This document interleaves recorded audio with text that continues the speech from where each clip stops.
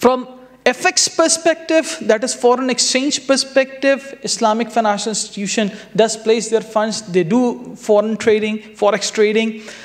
There are just two rules to it. First one is whatever the name of the transaction is, because in treasury and in FX desk we use various terms. For instance, we use terms spot market, we use TOM1, TOM2, and things like that. They all are considered, apparently a spot transaction. But only ready transaction, which means transaction that is being settled within the day, within one single day, it is considered as a spot transaction and it is actual sale.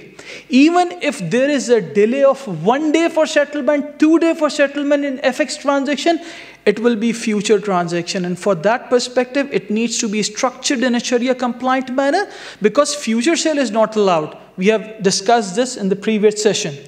So in order to avoid future sale, we need to structure it in such a manner whereby the party selling it or the party buying these FX can issue a unilateral promise of buying or selling. There is a difference between promise and actual sale. What they do is initially on day one, they issue a promise, and subsequently on the settlement day, which may be the 2nd day, 3rd day, 4th day, or even the 10th day, nth day, they formally makes offer and acceptance, and based on that offer and acceptance, actual sale transaction takes place, which is based on the promised price initiated or issued on day one. So it's a hedging product as well, whereby on day one, you issue a promise to the other party that I will purchase or I will sell these X number of dollars at Y price. And on that particular day, you formally execute offer and acceptance and makes a formal sale for these transactions. That's how Islamic financial institutions do their forex trading. The best part and best slide of the day, that is Jazakumullah khairan. I can see smiles on many faces. So the floor is open for questions if you have. I would love to answer. Jazakumullah khairan. Thank you. Thank you.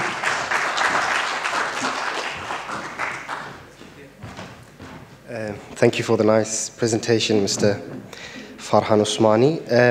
Now we've come to the end of the day, but before closing the session, we will have some time for a Q&A session. So if there are any questions, we can go for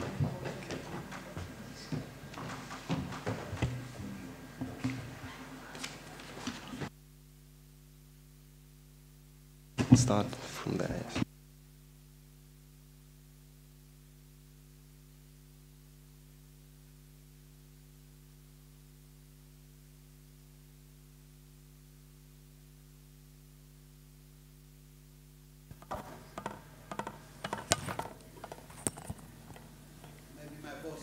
Okay, let's see. Since you are coming from Egypt, about Islamic finance in UK after Brexit situation. Okay, mashallah, assalamu alaikum. Good question. I mean, people talk about Brexit, that is Britain exiting Europe, and I'm not going to go into the politics of it, but actually this has stimulated and has become a catalyst for growth in Islamic finance, because I think I'm involved in the all-party parliamentary group for Islamic finance as well as other initiatives. UK was, in terms of rhetoric, in terms of language, was saying that, claiming to be the hub of Islamic finance, but actually, the biggest trade partner for UK is EU, Europe. Since this is going to not be the case anymore, as in terms of the business main direct dealings, UK has gone out to a lot of Muslim countries, especially GCC-based countries, and has tried to sign deals.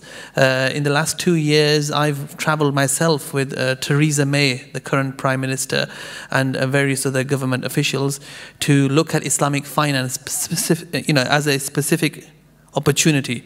So before, Islamic finance was a byproduct, if you like, was a second on the agenda. But now, because they're losing the opportunity of major trade with the EU, they're actually trying to stimulate this. So I think it's a win-win situation from an Islamic finance point of view. Oh yeah, I'm happy to share that with you. Yeah, okay.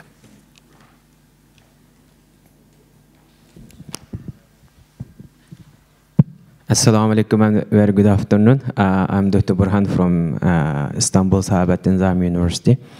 Thanks for all the presentation actually.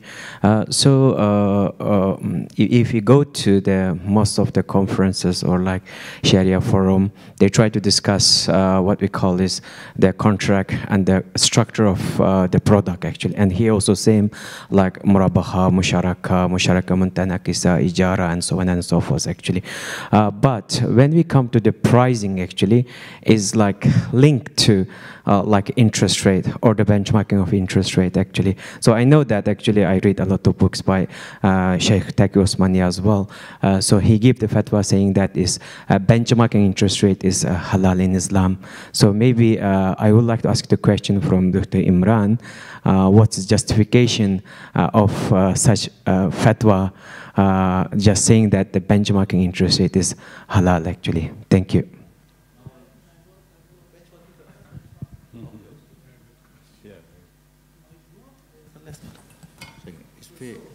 आपको अरबी में type करना आता है? अच्छा, उसमें वो आदमी खड़ा हुआ है। हाँ, आप करें। I'll answer the question. So benchmarking the Islamic rating or any of that, whether it's rental or profit to LIBOR, Euribor, any of that, the reason, the justification which you're asking for, why is it why is it permissible and what's the justification for that? I will give you something in very basic logical terms and that should give you justification for it. Bottle of water. I would like to price this bottle of water to a can of beer, right? So if the can of beer's price goes up or down, this bottle, I'm just saying, will be benchmarked to that. That doesn't make the contents, which is water in here, haram. It's just linking the price to that. Of course, in an ideal world, we'd like to have our own benchmark and our own, but we're talking about international markets here. An international market, you have to use LIBOR and Euribor are the most recognized, most used interbank, especially lending and deals, they use that. So it doesn't make the content or the actual structure or the transaction or the contract or the elements haram. You're just benchmarking them because that's the most common used benchmark. We have, in terms of Thomson Reuters, have come up with an Islamic benchmark, but that's not still being used because the international markets, whether it's the Lloyds of London or the major capital markets, they use Euribor or LIBOR especially. Despite the fact that in the last 2 years there was a major LIBOR crisis because LIBOR was being fixed. I don't know if you've been following this.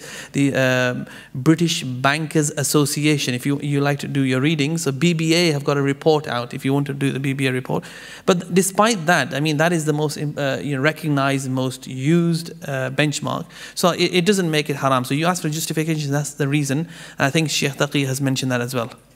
Just like to add one thing from industry and practice perspective. Thank you. From practitioners' perspective, as you all know, that Islamic banks, they are one of the alternate options for the government's financing and for the corporate world. Now, when we talk about corporate, they are relatively indifferent because they need to present their case to the board of directors, whereby usually the banks and the relationship with banks are decided. So, in order to understand the financing requirements and the price that the institution, especially the corporate, is willing to pay to the financing institution, they need to compare apple with apples, oranges with oranges. Now, if you come up with anything else, let's say if in competition there are total 10 banks to apply and to compete for a financing project by a multinational corporate, let's say, and 8 of them are conventional banks and 2 or 3 of them are, let's say, Islamic. So they want their pricing to be competitive in a manner whereby they can match it with others, and they can, compare it whether they are economical, viable or not. From that perspective, if let's say Islamic banks come up with another alternate benchmark, if they present, okay, I'll provide you funds on murabaha basis as IBOR plus, let's say, 1. And conventional say, we'll provide funds on LIBOR plus 1. They say, okay, I need to know what IBOR will be because plus 1, both are same. But what if LIBOR is different and IBOR is different? So let's play safe and goes with the conventional one. So from that perspective, these are relatively secondary issues. First one, we need to penetrate in the market. We need to convince them that it's a viable alternate, which is not that different. It's just that it's a real trading activity whereby it will support your business as well. So from that perspective, we use currently. Please. Basically, you know that the permissibility or impermissibility of the transaction does not depend on the rate or pricing. It depends on underlying contract. If the underlying contract is right, so at whatever rate or price the parties agree upon, it is considered halal. If it is not agreed upon that particular price and the underlying transaction was not allowed, then it was not allowed. So here, murabaha transaction, the rate has been decided, the price has been decided, then the transaction is allowed. But question is that why they are using that rate, which is the interest rate. Question is that, okay, it is right that they are using a particular rate.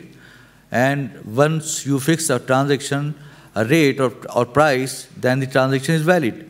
But why they don't use the rate of for selling the cloth or purchasing the house or purchasing the, for example, chairs? Because your rate is considered in which market you are doing. Okay? So you are now in a financial market. So in a financial market, so you cannot deviate from that particular industry. If, for example, if you deviate from a particular market rate, then in either case, you will fail. If you increase so much, then you will fail.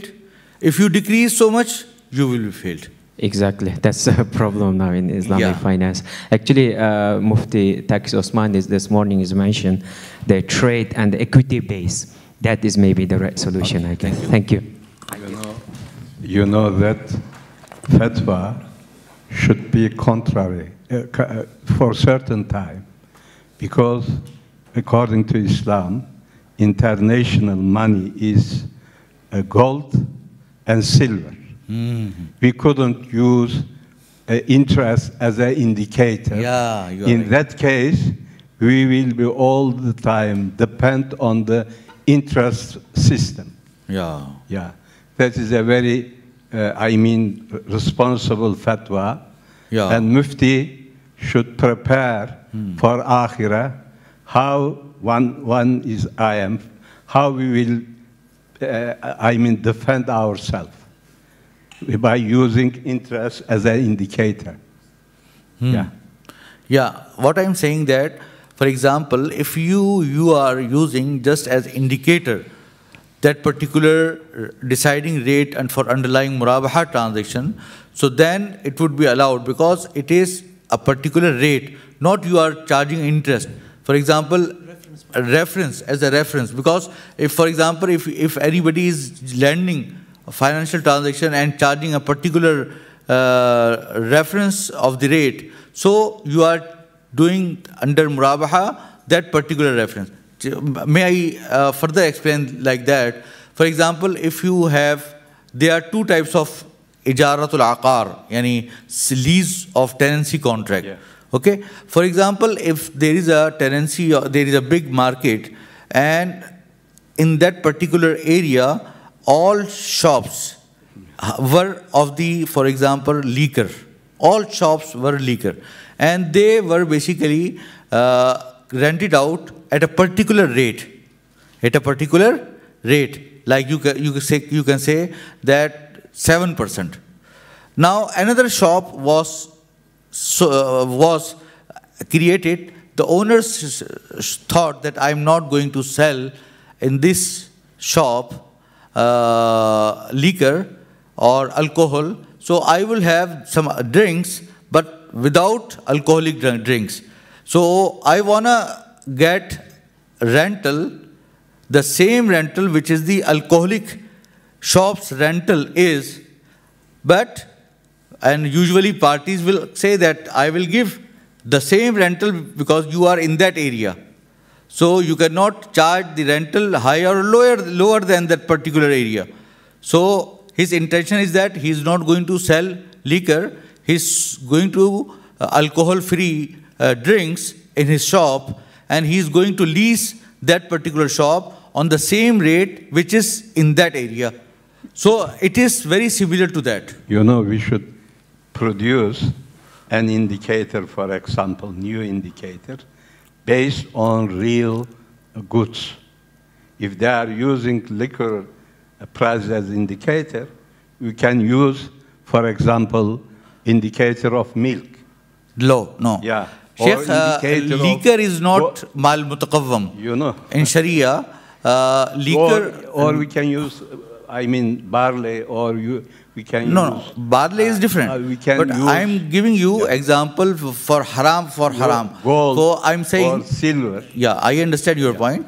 That, for example, if anybody is selling a haram thing, and the other ones wants to sell a halal thing, but for that particular industry, the rate is particular thing is that, so then if the other parties agrees upon that rate, it is allowed. Yeah, you know, that is a kind of answer using not Islamic basic. We are making a facet comparison. That is, we should discuss. Yeah, but you know, majority of the scholars have recognized that and allowed that. But what I would say, that inshallah, once upon a time, inshallah, once you will have 90%, 99% Islamic bank, then you will create your own benchmark. But unless you have under the, you can say that like minority, like 10% to 5%, you cannot determine your own price. If you are otherwise, nobody will come for you with the transaction. If you are in Edinburgh, majority of shops are selling beer. You can use might be over there. But you are in Islamabad or in a Muslim country, we should produce our own indicator. Yeah, not we are doing. Based on price of we are working on it. Or interest, or I mean. We are working. Yeah, we are working on it. We should work it. Yeah. That is a temporary fatwa based on mazara. Yeah. But that is not a real solution. You are right. You are right. Real solution, we should try to develop Islamic system. Even we have developed. Even we have developed our own benchmark. But it's not as much as practiced. It was started, but it was not as much as practiced as we wanted. So we are, inshallah, in Turkey, and inshallah we will try that. Inshallah it will work out. We have developed a benchmark for construction. 10 kilograms of iron, 1 bag of cement is accepted as a benchmark. And we use it in some cooperatives. And since 50 years, without any effect of inflation or interest. Good. Thank you. I'm afraid we have to stop at this point. I'm sorry, we won't be able to get any other question due to the time limit.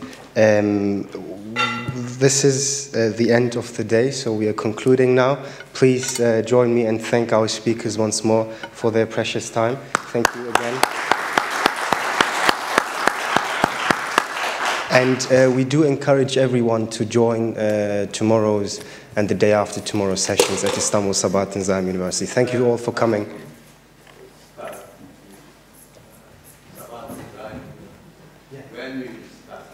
Oh yeah, there was a slight change in the time. So instead of, now we've changed it here in the invitation letter. It was before starting at 9 a.m. in the morning, but now it will be starting at 1:30 p.m.